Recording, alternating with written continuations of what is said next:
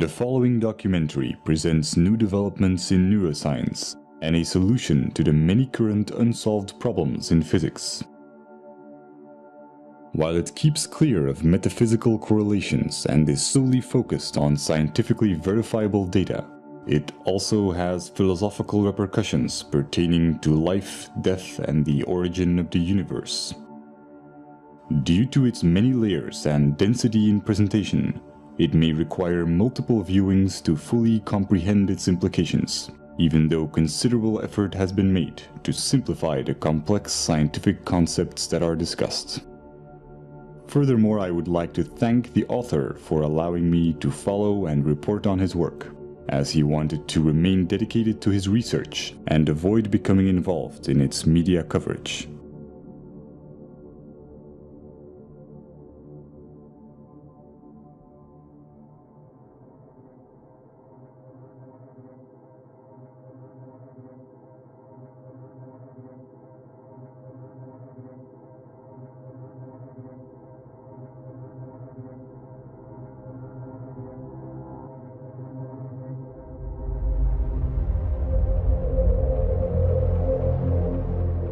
The human brain is a network of approximately 100 billion neurons.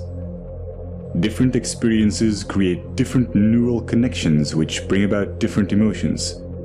And depending on which neurons get stimulated, certain connections become stronger and more efficient, while others may become weaker. This is what's called neuroplasticity. Someone who trains to be a musician will create stronger neural connections that link the two hemispheres of the brain in order to be musically creative. Virtually any sort of talent or skill can be created through training. Rudiger Gamm, who was a self-admitted hopeless student, used to fail at basic math and went on to train his abilities and became a famous human calculator, capable of performing extremely complex mathematics. Rationality and emotional resilience work the same way. These are neural connections that can be strengthened. Whatever you are doing at any time, you are physically modifying your brain to become better at it. Since this is such a foundational mechanism of the brain, being self-aware can greatly enrich our life experience.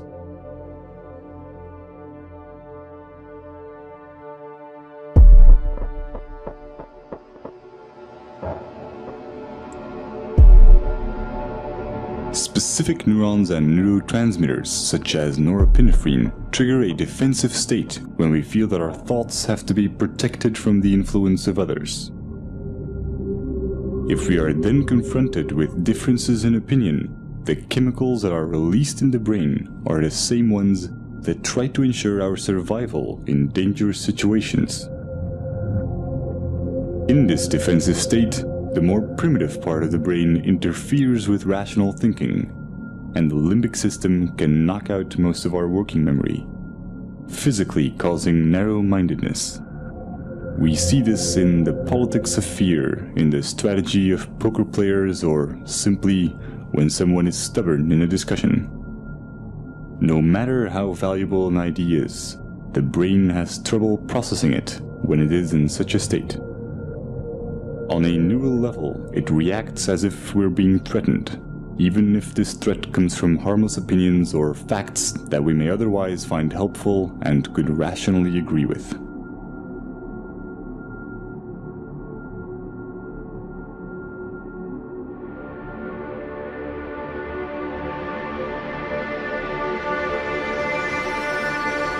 But when we express ourselves and our views are appreciated, these defense chemicals decrease in the brain, and dopamine neurotransmission activates the reward neurons, making us feel empowered and increasing our self-esteem. Our beliefs have a profound impact on our body chemistry. This is why placebos can be so effective. Self-esteem or self-belief is closely linked to the neurotransmitter serotonin. When the lack of it takes on severe proportions, it often leads to depression, self-destructive behavior, or even suicide. Social validation increases the levels of dopamine and serotonin in the brain, and allows us to let go of emotional fixations and become self-aware more easily.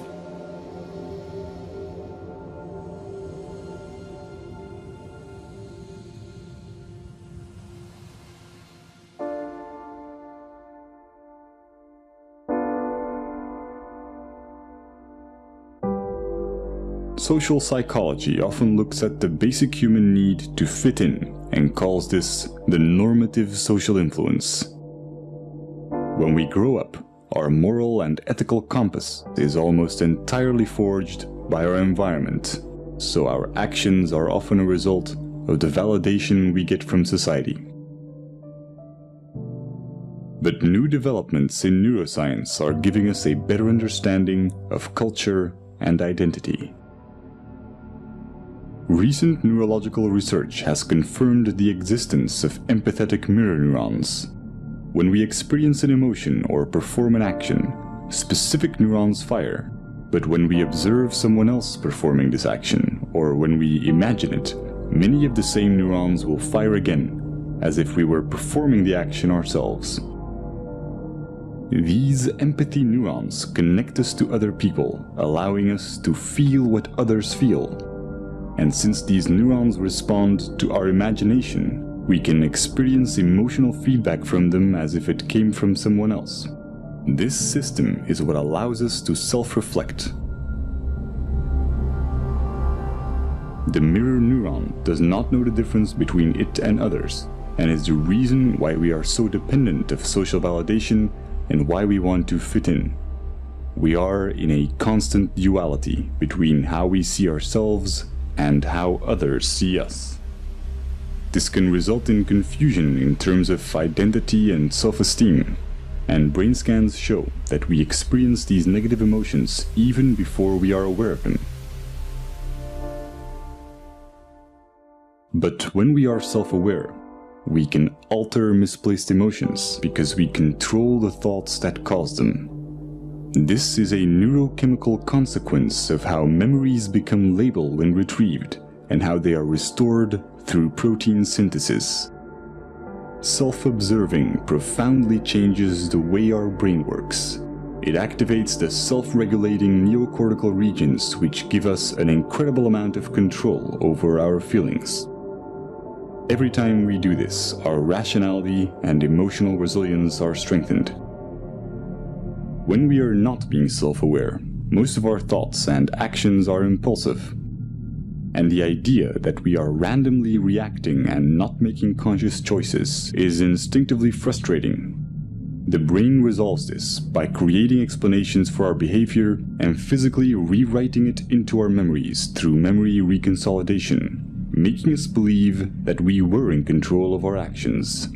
This is also called backward rationalization, and it can leave most of our negative emotions unresolved and ready to be triggered at any time. They become a constant fuel to our confusion, as our brain will keep trying to justify why we behaved irrationally.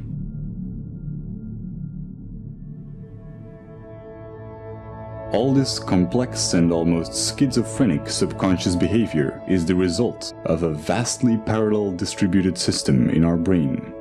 There is no specific center of consciousness. The appearance of a unity is in fact each of these separate circuits being enabled and being expressed at one particular moment in time. Our experiences are constantly changing our neural connections, physically altering the parallel system that is our consciousness. Direct modifications to this can have surreal consequences that bring into question what and where consciousness really is. If your left cerebral hemisphere were to be disconnected from the right, as is the case in split brain patients, you would normally still be able to talk and think from the left hemisphere, while your right hemisphere would have very limited cognitive capacities. Your left brain will not miss the right part, even though this profoundly changes your perception. One consequence of this is that you can no longer describe the right half of someone's face, but you will never mention it. You will never see it as a problem or even realize that something has changed. since this affects more than just your perception of the real world and also applies to your mental images. It is not just a sensory problem, but a fundamental change in your consciousness.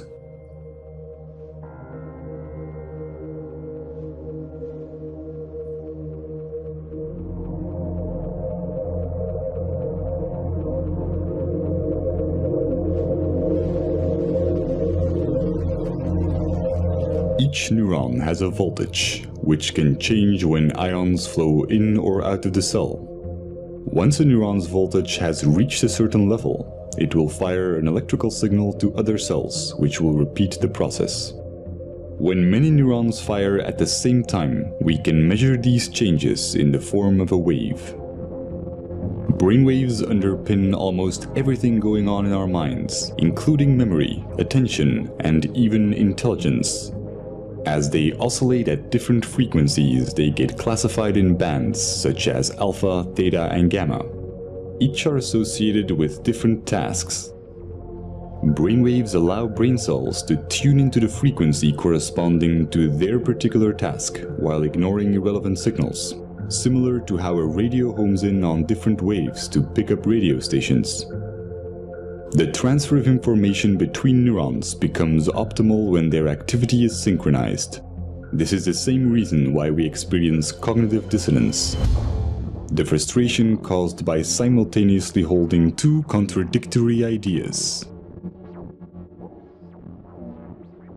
Will is merely the drive to reduce dissonance between each of our active neural circuits. Evolution can be seen as the same process where nature tries to adapt or resonate with its environment. By doing so, it evolved to a point where it became self-aware and began to ponder its own existence. When a person faces the paradox of wanting purpose while thinking that human existence is meaningless, cognitive dissonance occurs. Throughout history, this has led many to reach for spiritual and religious guidance, challenging science as it failed to give answers to existential questions, such as why or what am I?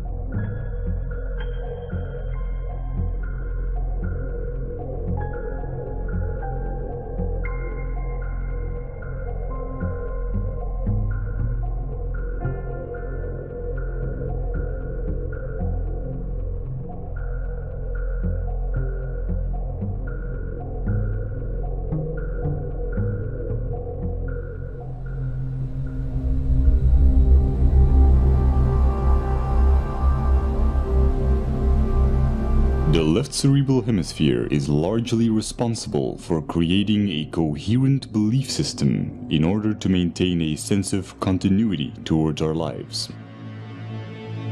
New experiences get folded into the pre-existing belief system. When they don't fit, they are simply denied.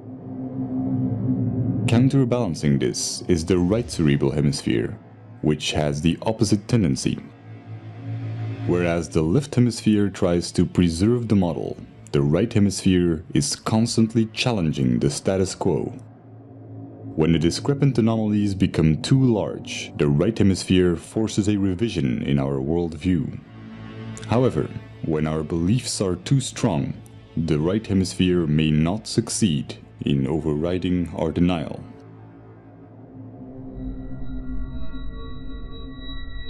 This can create a profound confusion when mirroring others. When the neural connections that physically define our belief system are not strongly developed or active, then our consciousness, the unity of all the separate active circuits at that moment, may consist mainly of activity related to our mirror neurons. Just as when we experience hunger, our consciousness consists mostly of other neural interactions for consuming food. This is not the result of some core self giving commands to different cerebral areas. All the different parts of the brain become active and inactive and interact without a core. Just as the pixels on a screen can express themselves as a recognizable image when in unity, the convergence of neural interaction expresses itself as consciousness. At every moment, we are in fact a different image, a different entity when mirroring, when hungry, when watching this video. Every second, we become different persons as we go through different states. When we use our mirror neurons to look at ourselves, we may construct the idea of identity. But if we do this with our scientific understandings, we see something completely different. The neural synergies that produce our oscillating consciousness go far beyond our own neurons. We are equally the result of cerebral hemispheres interacting electrochemically, as we are of the senses connecting our neurons to other neurons in our environment. Nothing is external. This is not a hypothetical philosophy. It is the basic property of mirror neurons, which allow us to understand ourselves through others. Seeing this neural activity as your own while excluding the environment would be a misconception.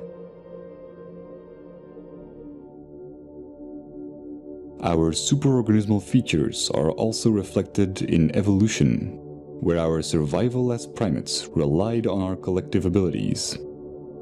Over time, the neocortical regions evolved to permit the modulation of primitive instincts and the overriding of hedonistic impulses for the benefit of the group. Our selfish genes have come to promote reciprocal social behaviors in superorganismal structures, effectively discarding the notion of survival of the fittest. The brain's neural activity resonates most coherently when there is no dissonance between these advanced new cerebral regions and the older, more primitive ones. What we traditionally call selfish tendencies is only a narrow interpretation of what self-serving behavior entails, wherein human characteristics are perceived through the flawed paradigm of identity, instead of through a scientific view on what we are. A momentary expression of an ever-changing unity with no center. The psychological consequences of this as an objective belief system allow self-awareness without attachment to the imagined self, causing dramatic increases in mental clarity, social conscience, self-regulation, and what's often described as being in the moment.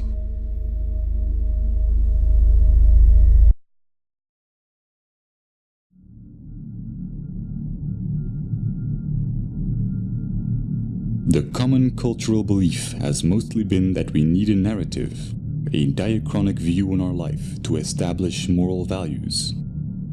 But with our current understandings of the empathic and social nature of the brain, we now know that a purely scientific view with no attachment to our identity or story yields a far more accurate, meaningful, and ethical paradigm than our anecdotal values. This is logical since our traditional tendency to define ourselves as imaginary individualistic constants neurally wires and designs the brain towards dysfunctional cognitive processes, such as compulsive labeling and the psychological need to impose expectations.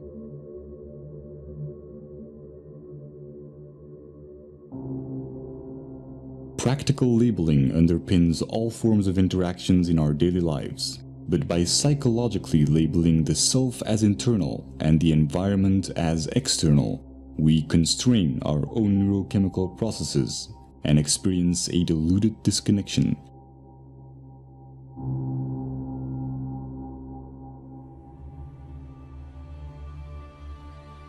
Growth and its evolutionary side effects, such as happiness and fulfillment, are stimulated when we are not being labeled in our interactions. We may have many different views and disagree with one another in practical terms, but interactions that nevertheless accept us for who we are without judgment are neuropsychological catalysts that wire the human brain to acknowledge others and accept rationally verified belief systems without dissonance. Stimulating this type of neural activity and interaction alleviates the need for distraction or entertainment and creates cycles of constructive behavior in our environment. Sociologists have established that phenomena such as obesity and smoking, emotions and ideas spread and ripple through society in much the same way that electric signals of neurons are transferred when their activity is synchronized.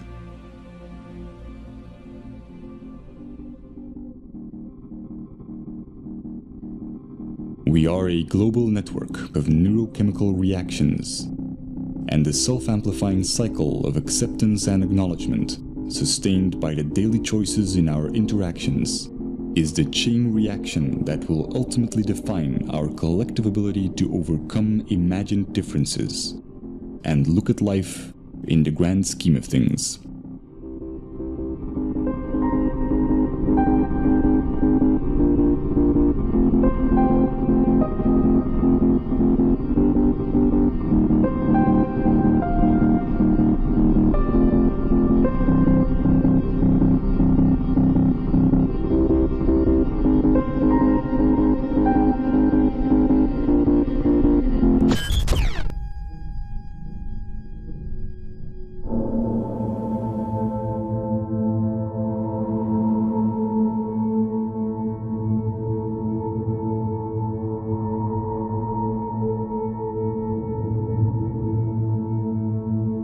Throughout Turin's ongoing research, I've made a simplified but comprehensive overview of his current findings. This is my interpretation of the first few months of his work on unifying quantum physics and relativity. While it may at times be difficult to follow due to the subject matter's complexity, it also has some philosophical implications which are addressed in the epilogue. Over the past century, many groundbreaking discoveries have led to scientific paradigm shifts in our understanding of the world. Einstein's theory of relativity revealed how time and space are the same fabric, while Niels Bohr's research helped us understand the building blocks of matter through quantum physics, a realm that only exists as an abstract physical description. Afterwards, Louis de Broglie discovered that all matter, and not just photons or electrons, has a quantized wave-particle duality. These breakthroughs have led to new schools of thought about the nature of reality and have inspired popular metaphysical and pseudoscientific theories, such as the human mind being able to command the universe through positive thinking. However attractive, these theories have no verifiable evidence and can slow down scientific progress.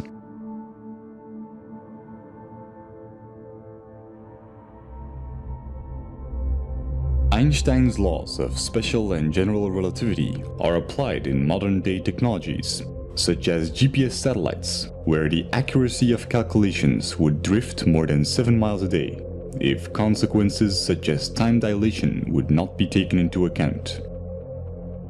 Time dilation is best illustrated by how moving clocks run slower. Other implications of relativity are length contraction, meaning that objects in motion decrease in length, and the relativity of simultaneity. It is impossible to say in an absolute sense whether two events occur at the same time when they are separated in space. Nothing can travel faster than the speed of light. This means that if a bar of 10 light seconds long would be pushed forward, it would take 10 seconds before the action can take place on the other side. Without this time interval of 10 seconds, the bar does not exist in its entirety. This is not due to our limitations as observers, but due to an inherent consequence of relativity, where time and space are interconnected and cannot exist without each other.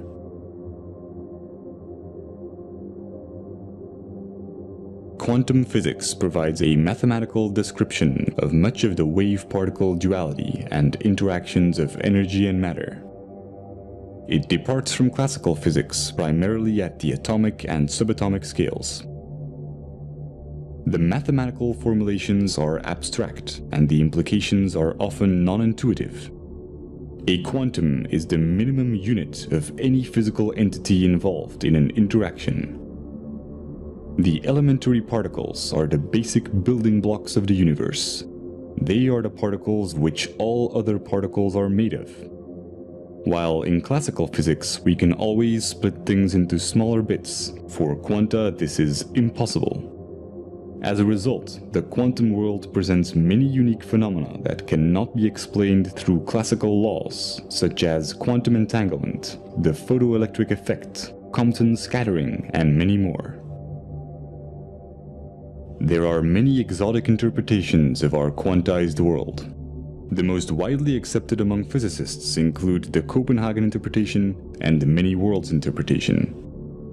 Current trends show substantial competition from alternative interpretations such as the holographic universe.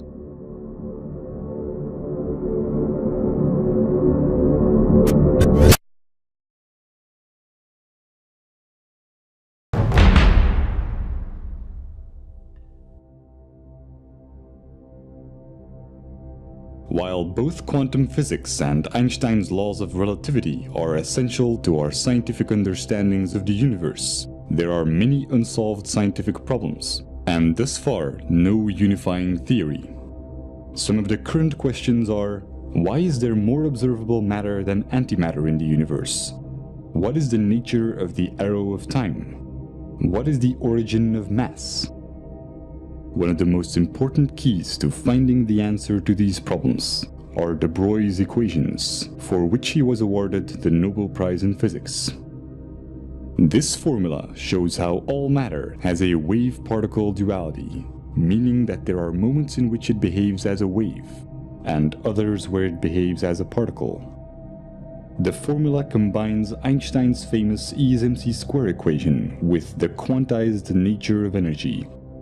Experimental evidence includes the interference pattern of C60 fullerene molecules in a double-slit experiment. The fact that our consciousness itself seems to be made up out of quantized particles has been the subject of many mystical theories. And while the relation between quantum mechanics and consciousness is unlikely to be as magical as recent esoteric movies and literature claim, there is nevertheless a profound implication.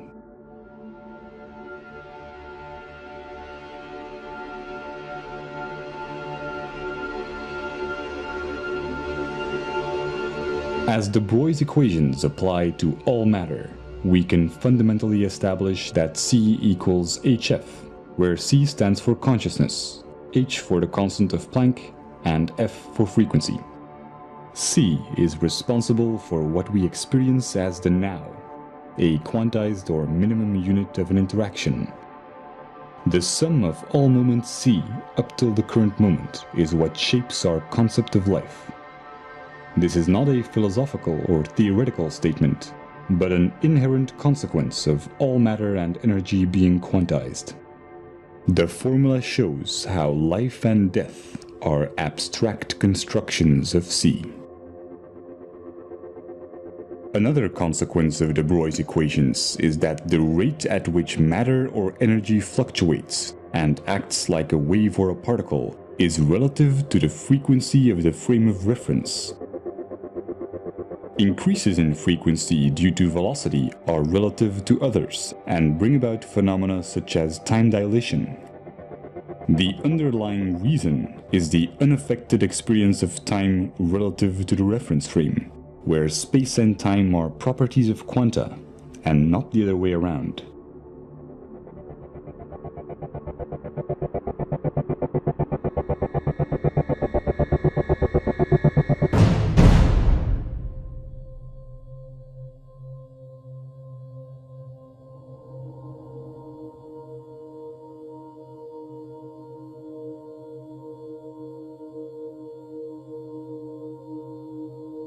Antiparticles are created everywhere in the universe where high-energy particle collisions take place.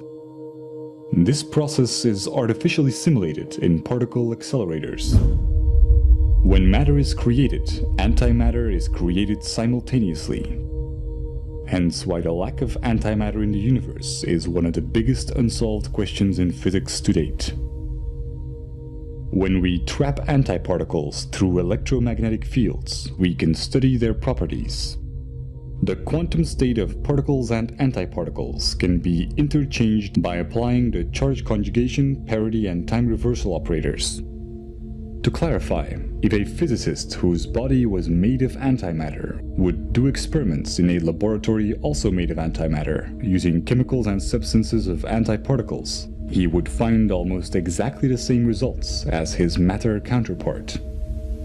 But when they would merge, immense energy would be released proportional to their mass.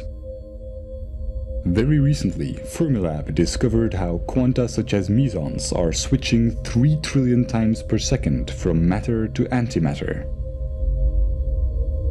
When we study the universe from a quantized frame of reference C, we have to take into account all experimental evidence that applies to quanta.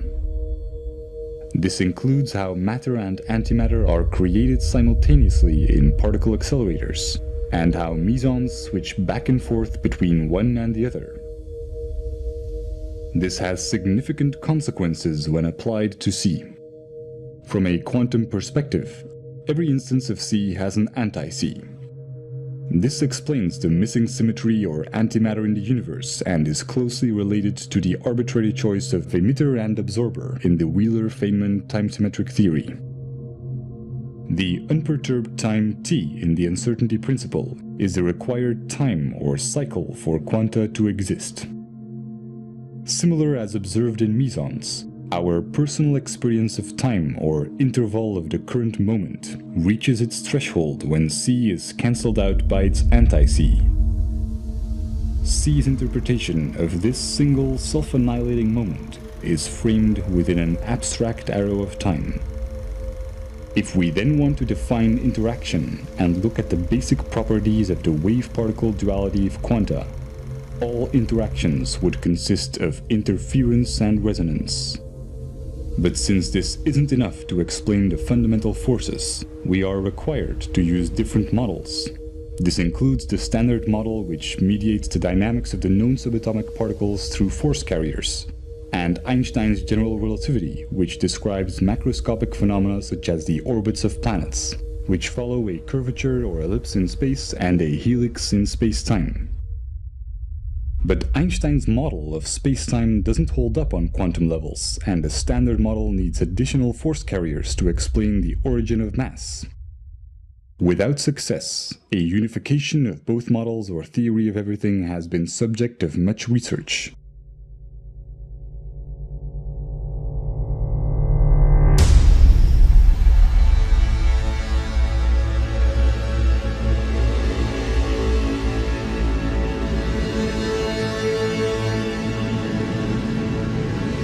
Quantum mechanics is merely mathematical descriptions, and their practical implications are often counterintuitive. Classical concepts such as length, time, mass, and energy can also be approached with similar descriptions. By building on de Broglie's equations, we can substitute these concepts with abstract vectors. This is a probability-oriented approach towards the basic and already existing concepts in physics that allows us to unify quantum mechanics with Einstein's relativity. De Broglie's equations show how all reference frames are quantized, including all matter and all energy. Particle accelerators have demonstrated that matter and antimatter are always created simultaneously. The paradox of how reality can emerge from abstract building blocks that annihilate each other can be explained by using these quanta as the frame of reference.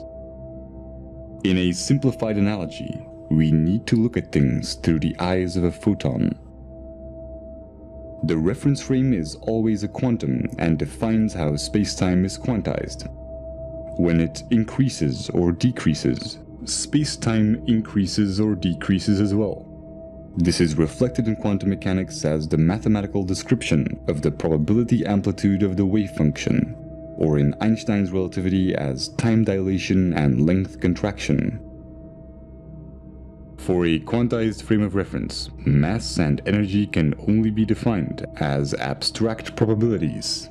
Or if we want to be more concrete and establish a mathematical framework, as vectors which can only exist when we assume an arrow of time.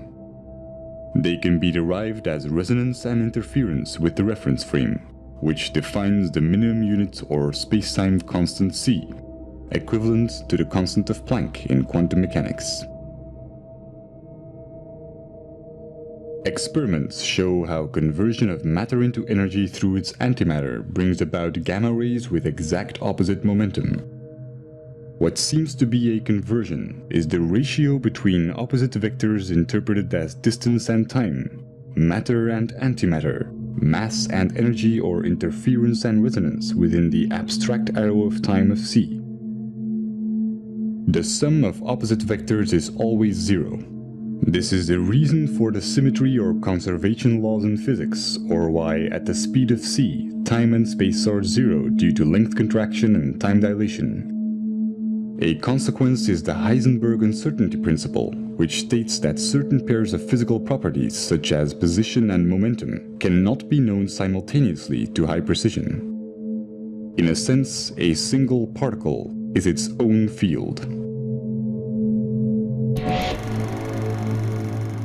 This does not explain our sense of continuity, where c cancels itself out within its own required interval. But when these vectors are exponentially amplified or accelerated relative to and within the abstract arrow of time, the underlying mathematical algorithms, also describing the fundamental forces, can bring about a consistent reality and have abstract building blocks.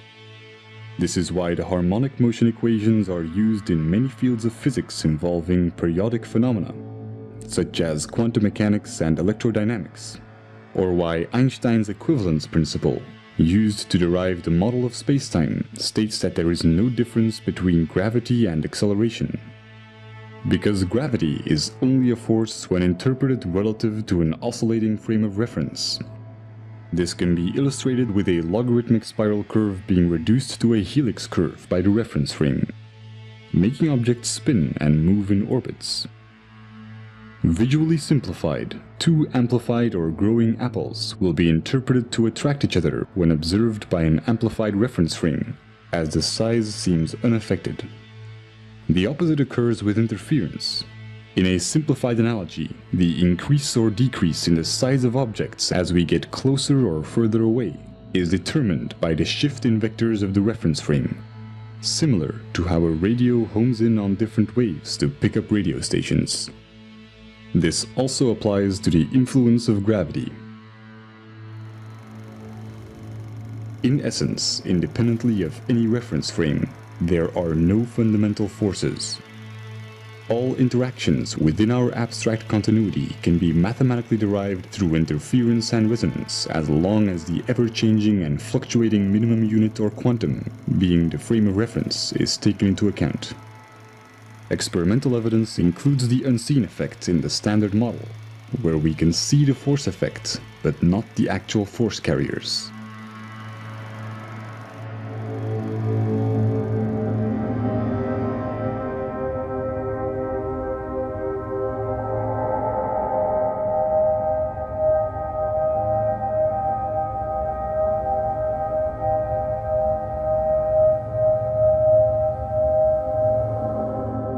The consistent continuity of reality does not require quanta to have any specific sequence in time. A quantum is not subject to any notion of space or time and can occupy all of its possible quantum states simultaneously. This is called quantum superposition and has been demonstrated in experiments such as the double-slit experiment or quantum teleportation, where every electron in the universe, for example, could be the exact same one. The only requirement for an abstract arrow of time and consistent continuity or reality is the algorithm describing the pattern or abstract sequence of vectors. Since this continuity brings about our ability to be self-aware, it inherently makes us subject to its mathematical consequences, the fundamental laws of physics. Interaction is merely an interpretation of what is essentially an abstract pattern. This is why quantum mechanics can only provide mathematical descriptions, since it can only describe patterns within infinite probabilities. When a probability is expressed as C, The information necessary to describe the current moment or probability amplitude of C is also what embodies the arrow of time.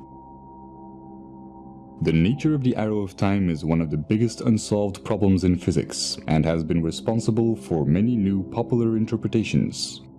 The holographic principle, for example, a property of quantum gravity and string theories, theorizes how the entire universe can be seen as an information structure of only 2 dimensions.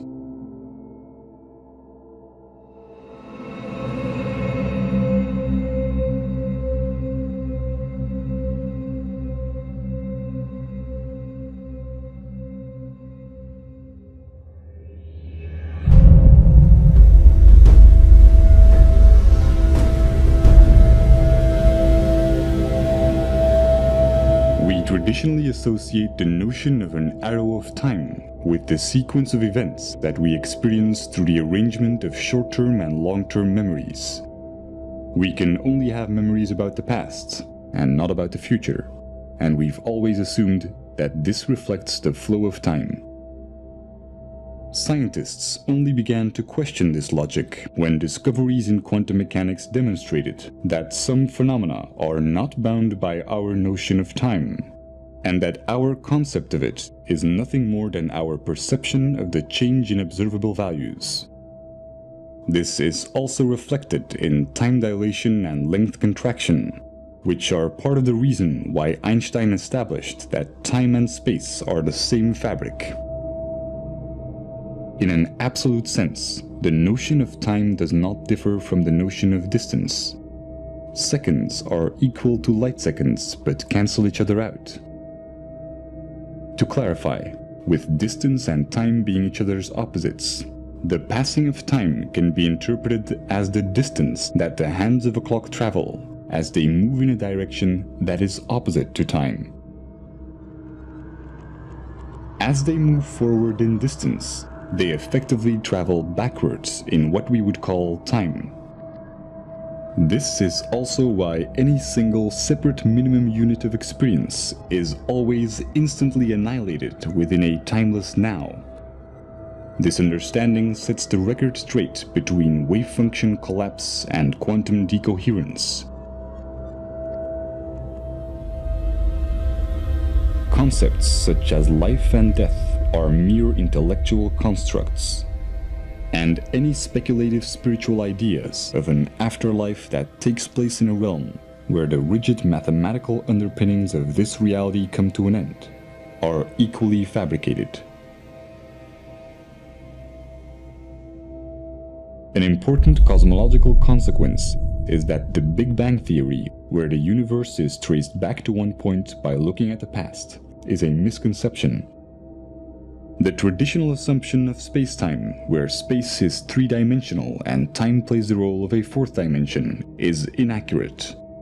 If we would want to study the origin of the universe, we would actually have to look forward, since C's time vector direction is opposite to the arrow of distance, from which we perceive an expanding universe. Although this temporal mapping of the universe will only yield abstract concepts with no relation to its quantum underpinnings. Experimental evidence includes the accelerating expanding universe, following what is known to be an inverse or time-reversed black hole metric, as well as the many problems related to the Big Bang theory, such as the horizon problem.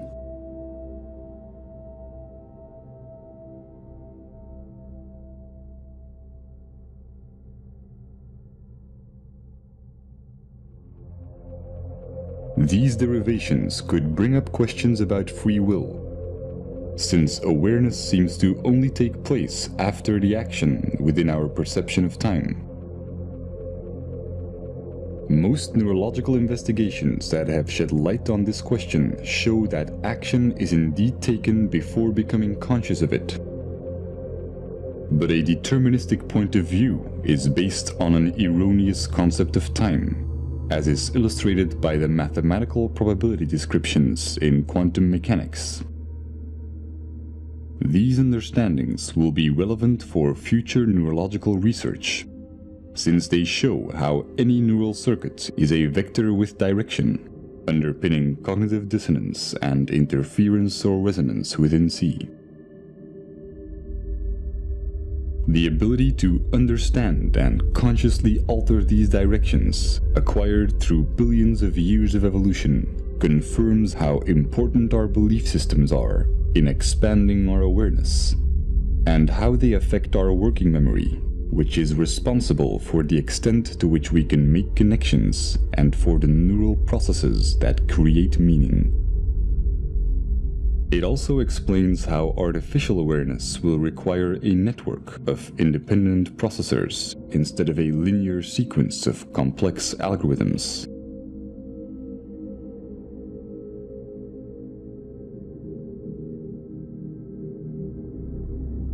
Athén's grand unification is one solution that unifies quantum physics and Einstein's theory of relativity. While it answers many problems in physics, such as the ones listed here, it is my limited interpretation of his first months of scientific research. Whatever the outcome, it is clear that we have entered an era where science is open to everyone. And if we can preserve unfiltered access to a neutral internet, we can test the validity of our ideas. We can enhance our imagination by making new correlations, and we can be part of the evolution of our understandings of the universe and of the mind.